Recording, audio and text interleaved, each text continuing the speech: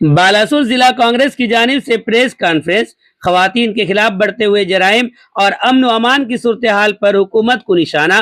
बालासुर जिला कांग्रेस की जानिब से आज एक अहम प्रेस कॉन्फ्रेंस का इनेकाद किया गया, जिसमें कांग्रेस के जिला सदर सत्यशिव दास ने मीडिया से खिताब करते हुए कहा कि रियासत में खवातीन के खिलाफ बढ़ते जराइम, अमन व अमान की बिगड़ती सूरत हाल और हुकूमती नाकामयाबियों पर शदीद तशवीश लाहक है।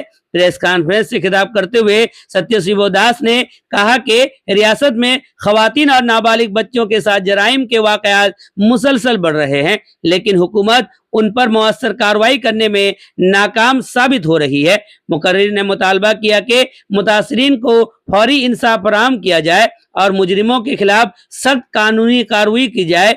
लीडरों ने रियासती हुकूमत पर अवामी मसाइल को नजरअंदाज करने का इल्जाम भी आयद करते हुए कहा कि कानून व इंसाफ के निजाम को मजबूत बनाने और महिलाओं की हिफाजत को यकीनी बनाने के लिए फौरी और मजबूत कदम उठाने की जरूरत है।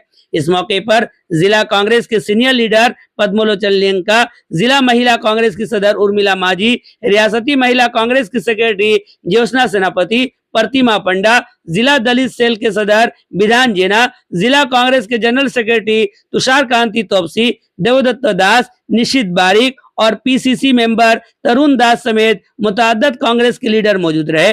प्रेस कॉन्फ्रेंस में कांग्रेस के लीडरों ने आवाम से अपील की कि वो महिलाओं की इज्जत व सलामती के तहफ़्फ़ुज़ और इंसाफ के क़याम के लिए एकजुट होकर आवाज बुलंद करें और हुकूमत पर जवाबदेही के लिए दबाव बनाए। आभिमुख्य आज सांबादिक सम्मेलन होची राज्य सरकार को आज 2 वर्ष पूरिला।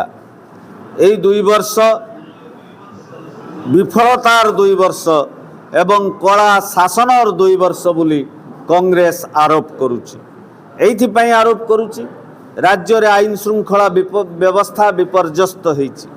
दिन दीपर हत्या लुंठन चली, बलात्कार चली, नारी को न्याय मिलू नहीं, कोटी कोटी टंकार लघु खनिज द्रव्य लुट हो चली एवं सर्वोपरि 3 मास धरी वृद्ध वृद्धा एवं भिन्नक्षम को भत्ता मिली नहीं। निज भत्ता टंकारे औषध किणुवा बुढ़ा बुढ़ी माने औषध न पाई मृत्युवरण कले।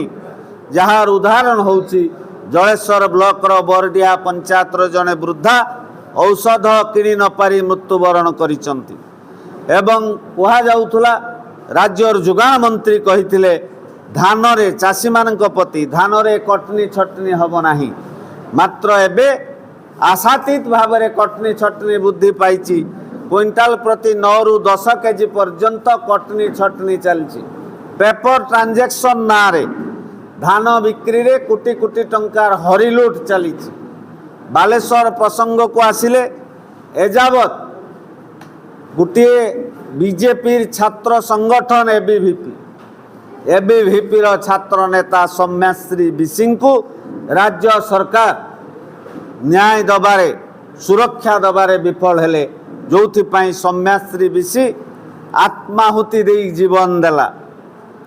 केवल सेतिकी नुहे बालेश्वर सहर को एजावत महानगर निगमर मान्यता मिल पारिला नाही।